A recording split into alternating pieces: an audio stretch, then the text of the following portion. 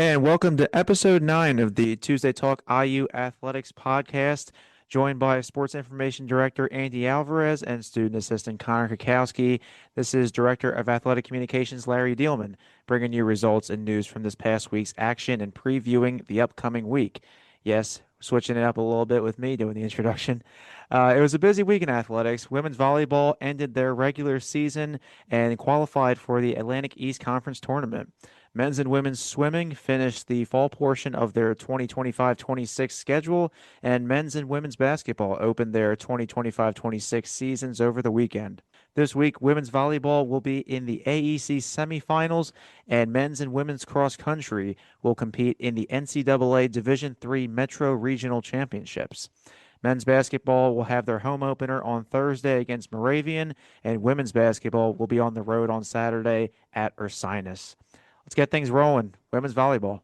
All right, and as Larry said, women's volleyball is heading to the postseason. They will be at the AEC semifinals at Marywood Thursday night, 7 o'clock. So how they got there? They finished the regular season 4-3 in Atlantic East Conference play to earn the third seed in the AEC tournament. The Mighty Macs earn a first round bye and will advance to play Marywood at the AEC semifinals on Thursday at 7. This is their first semifinal appearance since 2015 when they clinched their playoff berth after defeating Newman 3-2 on Wednesday.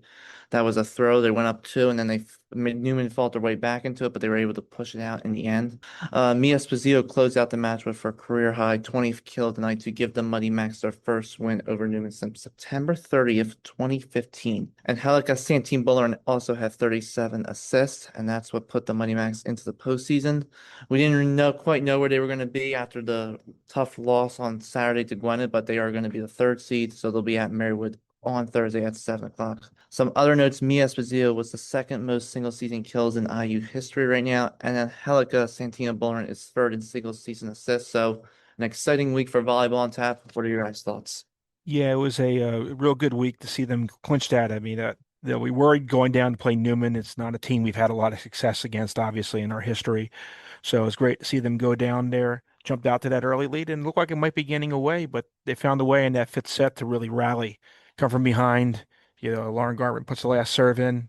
Newman returns it. You get a good bump from, Angelica. You get Ventura comes up in the back, bumps up a set, and Mia just, basically gave the player the logo tattoo of the ball for that final kill to win that match for them. And you saw the excitement in the replay clip and everything like that of them, how excited they were to win that match. And it's been a long time since, there's been that much excitement generated around the volleyball team here. I think it's really great to see what Coach Kirchner has done in her first season with this program. And to see a player like Mia Esposito has been here really just have her game go to that next level with this new coaching staff and new players. So that was kind of great to see. Yeah, overall, volleyball, they've had a lot of momentum going into the later part of their 2025 schedule. And now, obviously, a big playoff game on Thursday. They'll be at Marywood, a team that they took to 4 sets. A lot to look forward to. And the other teams in the conference, Marymount, they will host either Centenary or Newman in that play-in game. So a lot going on with volleyball, and hopefully our Mighty Macs can get some wins. Moving on to swimming, men's and women's swimming wrapped up the fall portion of their schedule. So, they have their several meets in the first part of the year. Then they'll take a break and come back in January for additional meets leading up to the final meets and then the Atlantic East Conference Championships held at St. Mary's College, Maryland every year in their amazing aquatic center they have. So it's always a big time for them. But the men's swimming earned their first AEC win of the season, defeating Gallaudet on Saturday, 129-73. Immaculata captured 11 individual event wins, and they won one of the relays. Mike DiMattei and Connor Ferguson each won 3 individual events for the Mighty Macs. So it's good to see them get that win. And then women's swimming swept both ends of their AEC tri-meet, beating the host Cedar Crest 125-83 and beating Gallaudet 146-33. The women's team captured 8 individual event wins and 1 relay title. Kira Wiley had 3 event wins. Ashley Bachan and Hannah Barber each had 2 event wins for them. So that was a good showing for them. And I know Matchwood had a long delay getting started to meet. So I know that Coach Pace was thrilled to get out of there with the victory. I know it was a long, long day for him, and unfortunately, a lot took place and they didn't get back until probably about 8 o'clock on Saturday night. So I know it must have felt good for them to get those wins. Overall, again, some great results for swimming, and it's good to get some conference wins as they head into their hiatus. So, a lot of great individual wins. What made this meet interesting is the women had the tri meet, and the men, it was just a dual meet because Cedar Crest is an all women's college. So, obviously, they do not field a men's team, but um, great overall for the swimming team. A lot of success, and hopefully, as they head into January, see some more wins, and on both conference and non-conference. I believe their next meet will be St. Mary's, so that'll be a trip and a preview for conference championships because they usually go to St. Mary's every year. So good test will be had in January. Moving on to basketball season has begun here at Immaculata, and the Immaculata women's basketball team returned to action with their home opener on Saturday. We will have head coach Britt Whalen on later as our guest this week. Immaculata began by celebrating their 2024-25 championship team. Several members of the team, including Abby Boyer, Tessa Liberato-Scioli, Alyssa Long, assistant coach Tori Foster now, and we're all present for the unveiling of their championship banner for the Atlantic East Conference Championship in 2025. So that ceremony took place before. So it was a good way to honor that great team and get things rolling for this season. And then, the Money Macs stayed hot at home. I mean, like they were tough, really tough at Alumni Hall last year, and it continued again with a big 81-56 win over Moravian in the home opener. Kind of off a little of a slow start, down 6-0 early, some turnovers, and then kind of an amazing play occurred where Abby Grillo got a pass, took it to the basket, drew the foul, made the and one shot, and then later came down on a fast break and pulled up and fired up a three. And, next thing you know, Immaculata an 8-6 lead. And Abby Grillo led all scorers with 26 points in her college debut. For that performance, she will be the Atlantic East Conference Player of the Week, and she is our Mighty Mac of the Week. So it was a great first game for Abby Grillo.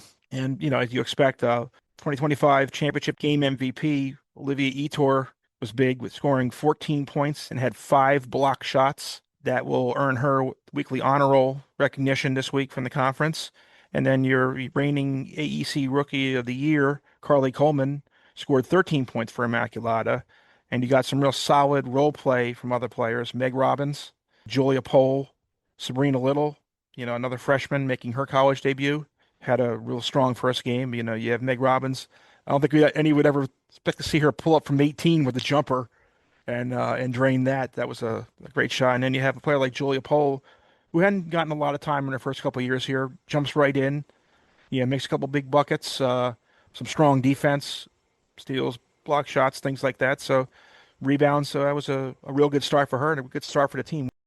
Yeah, it was fun to watch basketball after winning the chip last year, coming back to Alumni Hall and get a big 81-56 win.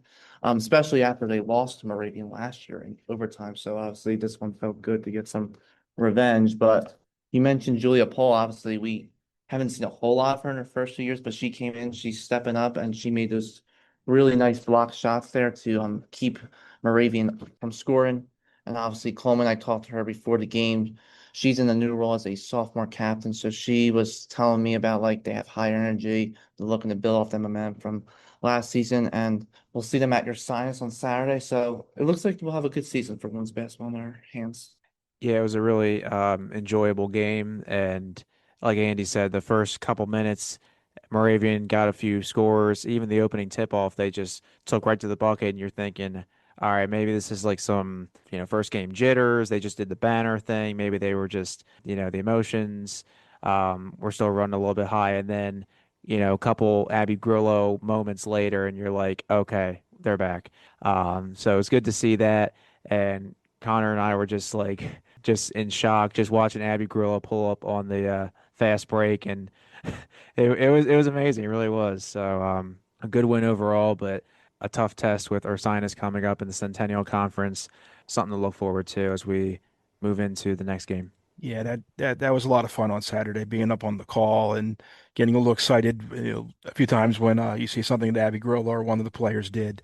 It's, it's fun when it goes like that, and hopeful we'll see it. You'll get a strong competition on Saturday, and you'll hear, Coach Whalen talk about that later when we have her on.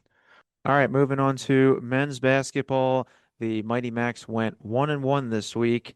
They defeated Sarah Lawrence and then fell to Washington College as Washington College was the host for the Wild Goose Classic that was over the weekend over in Chestertown, Maryland. The Sarah Lawrence game, it was a 109-83 victory for Immaculata. Christian Chambers, one of Immaculata's transfers, with an absolute great game on Saturday. He dropped 27 points, 3 boards, and 3 steals. He also hit 6 triples. He had 24, I believe, in the first half. It was pretty much a blowout for most of the game. And Mandon Sipo had 7 dimes in that game as well. Most of the starters pretty much played less than 25 minutes. That pretty much tells you all you need to know about who was in control of that game. The Washington College game didn't go the Mighty Macs way, but they were in it throughout. Again, another Centennial Conference team. Dom Vacchiano led the way with 17 points and 10 boards for the double-double. Manon Sipo, another great game. He dropped 14 points, 6 boards, 5 assists, and a career-high 7 steals. So casually flirting with a quadruple double there. Obviously, not quite, but halfway, I'd say, is pretty darn good. And the men will have their home opener on Thursday against Moravian as they look to get some of that home cooking. So, guys, men's basketball looking pretty good, and the transfer is really coming in too. It was a good start for the men's basketball team, definitely. Getting a good win, getting Coach Stramar his first win as the head coach in Immaculata, first collegiate win as a head coach. So I think that's important too to make note of that. Mandon Sipo with those 11 steals this weekend over 2 games. He that earned him weekly honor roll honors from the Atlantic East Conference. So that was a good start for them. And to see Dylan Cruz get in there with some big points and things like that. And Dylan Cruz had 15 against Washington College yesterday, and then you have obviously Don Vacchiano with a good start. So I think it's a good start for the team, particularly for some of the things they struggled with last year. I think it was a good way to get going, and we're looking forward to having them, at Alumni Hall on Thursday night and see what they can do in a home game. It was a good win for the first part of that tournament on Saturday, especially after how last season ended. They were struggling. So it was good to see them get into the hundreds too, because that's not something we see a whole lot from our basketball teams. What was it, 108 points, I think that's where it ended, something like that. But it was good to see. And obviously Christian Chambers dropping 27 points in his debut was pretty good. I mean, you don't see that a whole lot. The same thing with Grillo on the women's side, 26 points for her. But yeah, Thursday night's gonna be a whiteout. I'm supposed to promote that for the Student Athlete Advisory Committee. We'll have some halftime games and a raffle. If you want to try and skip the line at late night breakfast, you'll get a ticket when you walk in, and then we'll draw that at the end of the game. So come out and support your white at the men's basketball home opener. We're trying to get a big crowd on Thursday. Moving on to our last sport we're going to preview this week, and that is cross country, who will end their season off this week at Saturday when they return to Union Park in Logan Township, New Jersey for the NCAA Division III Metro Region Championships. This will be the final race for the seniors. On the women's side, they'll look to Aubrey Donahue to lead the way. She's obviously the AEC champ at conferences. Jayla Gross, Brandon Dymick, and Jackie Leone were also big contributors in the race. Atlantic East Conference all-second team up at the championships. On the men's side, Connor Kikowski and Chris Watts are going to run their final races. It's Muddy Max for the cross-country team this week. And Jimmy Lauer will also be a big contributor. Kikowski and Lauer both on the second team for Atlantic East. So yeah, this will be my last race for Immaculata cross country this week. It's going to be a little sad. I think running down that, especially at run, because I got that long straightaway, I think running there and there to end it is going to be a pretty big moment for me, because I'm thinking, oh, this is actually it. After I cross that finish line, I'm never going to run a cross country race. So I got to lock in on that. And yeah, hopefully I'll be able to have a good time and break 29 for the first time on this course. I haven't done that since my sophomore year, so I want to do that to finish out the one last cross country race I have. I think you can always come back and run in the open division at the border battle, like Ivan, your old teammate Ivan's done. I know that he's run in that a few times, I think, in the open division. But we want to say congratulations to you on a very solid season thus far, and wish you all the best in this last event. Hopefully, you're there. It'll be good also on the women's side. Hopefully, we'll see Aubrey maybe make another top 50 appearance in the region as well. So I think it's exciting. And Larry, he'll be over there getting capturing some moments for you guys and some pictures and everything. So it should be good. And we senior day for our own Connor Kikowski for cross country. He'll be back obviously for indoor track and and outdoor track in the spring, but this will be his last cross country meet. And we want to wish him the best with that, and we'll be talking with him about it next week on the show.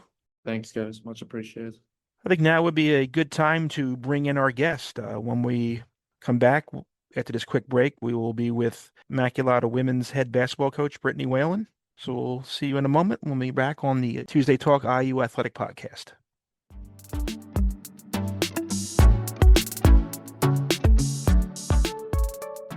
We're back on the Tuesday Talk IU Athletic Podcast. We are joined by women's basketball head coach, Brittany Whalen. Welcome to the show, Britt. Thank you guys so much for having me on today. I'm looking forward. You guys had obviously a good start to the season, but let's get started with last season was an historic season for your team. What was the experience like, to go through a run like that, where you best season in the NCAA era of the program history, win a championship, go to the tournament? What was that like? I mean, it was just so surreal. We knew we had a talented squad in the beginning, but it wasn't until, at least a couple games in, we had a big game at Widener actually, where we stormed back from being down at least 10 points going into the fourth quarter.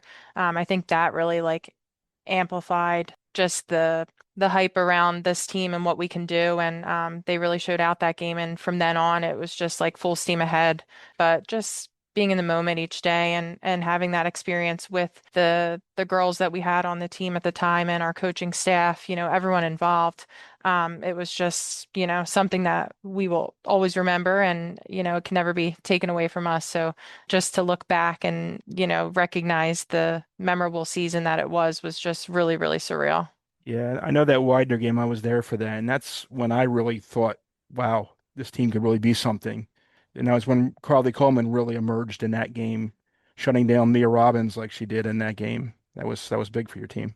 Yeah, absolutely. I mean, she's such a gamer. Bringing Carly in last year, she stepped into obviously a starting role, and she just flowed so well with the other starters who, obviously are upperclassmen, but she really provided that energy and that spark for us in the forward position, and it was really helpful, for the remainder of the season down the stretch. But couldn't have asked for a better group. So, as an alumna of the program, how did it feel to bring a championship back to Immaculata, and then you guys went to the NCAA tournament against Ohio Wesleyan? Oh, yeah. I mean, just bringing home a championship to this university meant everything. During my playing career here, my junior and senior year, we were able to reach the championship game both years and unfortunately fell short. So, that's something that stays with you for life. So obviously was eager to get back and obviously have this opportunity to work with this team in a head coaching role just to bring a championship home and on our home floor was just something else. And I'm so thrilled for our players mostly. I feel like, winning a championship as a player is one thing and you're in the moment and it's the most exciting thing in the world. But then seeing it through a coaching perspective, it's just on another level. And I'm just so proud of what we were able to accomplish as a group and, to be able to share in that accomplishment as one. It's, something again that we will all take with us for life. Saturday, we celebrated the championship, and then you got down to business and new season, new group. What was and you guys have come out with a big win in that first game. What was the overall feeling in the locker room after Saturday's win? I think the feeling overall was just we were super pumped up about, starting off the season on a high note for sure, but there's a lot of work still left to do. And, we're not satisfied just yet. It's still the beginning. We know we have a tough schedule this season, especially our non-conference opponents, which, we do purposely to prepare us for conference play. But, just this stretch of games coming up, Ursinus on Saturday, we have Arcadia, and then we're down in the Salisbury tournament the following weekend. It's going to be a tough stretch of games, but we're just so pleasantly, I don't even want to say surprised. We knew that we have a talented group this year and they can produce on the floor, but just the energy they gave and what they brought on Saturday against Moravian was what a way to start the season. That was a lot of fun to be a part of. And, we're just happy to take that momentum and use that moving forward into this new week. So Abby Grillo, obviously, with an incredible college debut on Saturday, she's actually the Atlantic East Player of the Week. First week, first Player of the Week. Did you expect her to be able to make as much of an impact as she did? She led the team with 26 points, and as Connor and I were doing the stats, and the one drive, it was a fast break, and she pulls up from three, and I was like, oh my gosh, she had like Steph Curry vibes. So like what was the expectations for her and like what's her impact overall? Honestly, I'm not surprised at all. I've been watching Abby and recruiting her for the last 2 years, and it was recognizable that she was a very special player from the beginning. Obviously, thrilled to have gotten her here as a student and a member of our program this year, but what an impact player. And the fact that she's coming in as a freshman in her first ever collegiate game and the confidence that she gave off. It was just incredible to watch, I think, from our team and from the fans as well. It was just a lot of fun, but what a skilled player. And she's only going to continue to progress throughout the season and throughout her 4 years here. And I'm so excited to see that progression from right now as a freshman to, her senior year. But we're super thrilled and looking forward to a strong season from her this year and hopefully help us, down the stretch later on. I think it says a lot when your team got off to a little bit of a slow start in that game. You're down 6-0 early, some turnovers. They hit her, she drives the basket, gets the basket, draws the foul, makes the and one at the free throw line. It then comes down, hits that 3-pointer within the next minute or two. And now all of a sudden you're down 6-0, now you're up 8-6. It's what an impact to be that quickly to change a game. That's an incredible player to find. Oh yeah, what a momentum shift too. And you could just see and her high school team, she's from Padua. Her high school team was there, cheering her on and their other teammate who Abby graduated with was actually on Moravian. So they were there to support both players. But when she hit that N1, you could hear her high school team just roar from the stands and along with everyone else in the gym, our bench. What a fun play and just momentum shift to get things going for us on our end. This season, you have some important players back. Obviously, Carly Coleman, Riley Cassidy, Olivia Etor did what she does on Saturday. Points, big points, rebounds, defensive plays, block shots, things like that. But this is a much younger team this season. A lot of new pieces. What are your expectations for this team this season? Yeah, I think, not focusing too much on last year. It's a new slate. We just gotta keep our heads down and work hard every day. The girls we brought in freshman wise, they're a very talented group and a lot of skilled players. Obviously some that were highlighted in the game Saturday, Abby along with Sabrina Little. But we do have a deeper group that will continue to progress and get better each and every day. But our returners and even our upperclassmen who have maybe not gotten as many minutes in the previous season, they're really going to look to fill bigger roles this year. And I think, just coming in every day, and being intentional, we always say. So having a purpose the moment you step on the floor with everything that you're engaged in. We get into the gym, practice gets going, and we're locked in. We don't walk, we sprint to our lines, we sprint to get a water break. It makes a difference. How you prepare and practice is how you're going to execute in a game, and we really try to instill that in our players' minds. And they certainly have the potential to be successful down the stretch here for this season and just across the board. But they just got to play together and stay together. I know I mentioned it in my preseason article, but we as coaches are trying to foster that player-led team. So we are leaning heavily on our captains this year to, put forth their best effort and really set the tone and, kind of teach the freshmen, especially because there's so many of them, this is the way we do things here. And, if we want to be successful, we gotta work together. We're in this together. So I think some of the returning players that did get more time last year, obviously Carly, um, Riley, and Liv, Meg, they've all been a big portion of that. So we're really pleased so far, and we're excited to see what they can continue to do. I think one moment that stood out to me on Saturday was seeing Meg pull up and shoot from about 18 out and drain that jumper. That's something you wouldn't have seen her do a couple years ago when she first got here. Oh yeah, that was awesome. Like love it.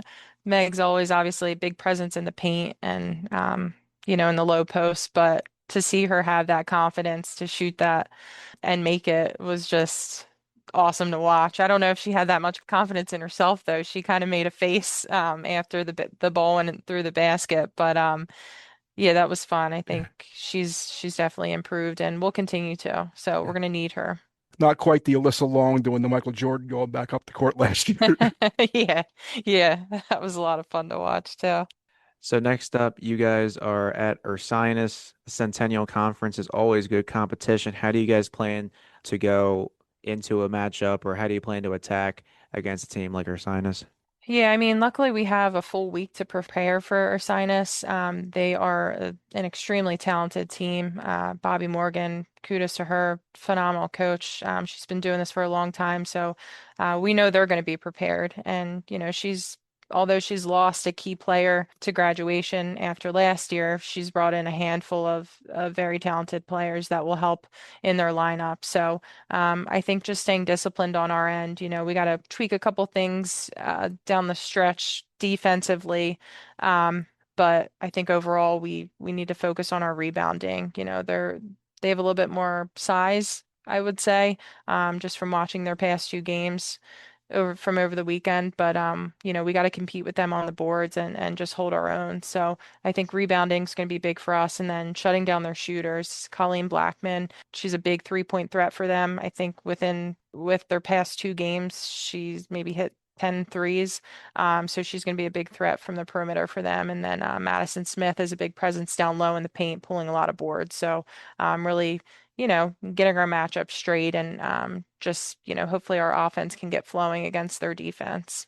Well, we wish you good luck on Saturday. I know I'll be up there to watch that game, and we thank you for joining us today, Britt. And it's always good to check in with you, get to know stuff about the team, and we're looking forward to another real successful season this season. Thank you. Thanks so much, guys. Thanks for having me on. And we'll be back after this quick break on the Tuesday Talk IU Athletic Podcast.